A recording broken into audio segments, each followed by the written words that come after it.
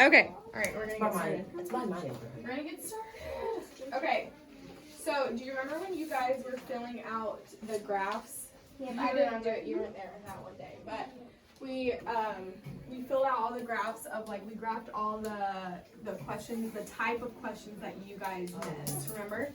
So we have a whole graph of different types of questions that you guys had trouble with. Do you remember that, Riley? No idea. No. Okay, well everyone else says. Remember when we were sitting there, it was the very first day of intervention. Oh, And, yeah, there you go. Yeah. There you go. So one of the things that was like a common missed thing was critical thinking questions, okay? Are you sure? Yes, look, I'm gonna go into the order. Okay, it's okay. It's just a general thing. It'll be good practice anyway, okay? All right, you can put your folder away. We'll look at it after. Okay. So I want to go over some critical thinking questions and like what they are and sort of push you. So critical thinking questions are hard and you're going to have to do them from here on out.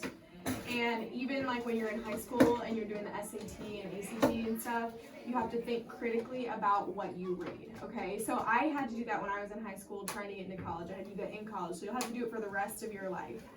And I want to try to push you guys into thinking critically about things. So without looking at this, I'll go over this in a minute, but what do you guys think that critical thinking is? Riley?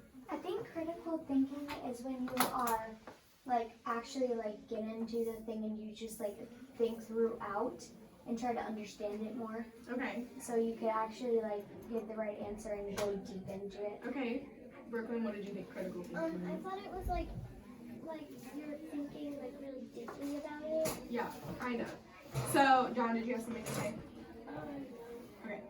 So, critical thinking involves being rational and aware of your own feelings on the subject. So, then we come over here and it says being able to recognize your thoughts, your prior knowledge, and understanding to accommodate new ideas or viewpoints. So that's a big technical definition of what critical thinking is, but basically what it is so pretty much until this point, when you read and answer questions like reading comprehensions, you find the exact answer in the text, right? You can underline it and write down that answer.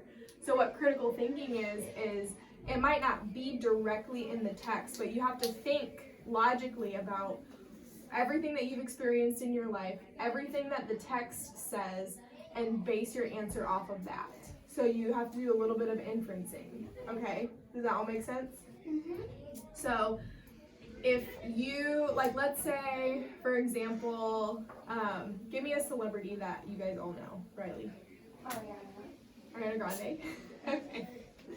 So let's say you read so Ariana Grande, we all know that she's a singer and a performer, and she kind of has done some acting in the past. She's young. She's young, okay? Yeah. She has, yeah. Okay, so let's say you read this whole article on Ariana Grande, okay? Okay. And it says that she lives in LA and blah, blah, blah, blah, blah, and it says like all the things that she likes to do. And then maybe you got a question that said, why does she live in LA? You could inference based on because she's a singer and because she's an actor that she lives in LA because that's where a lot of the production and recording studios are, right?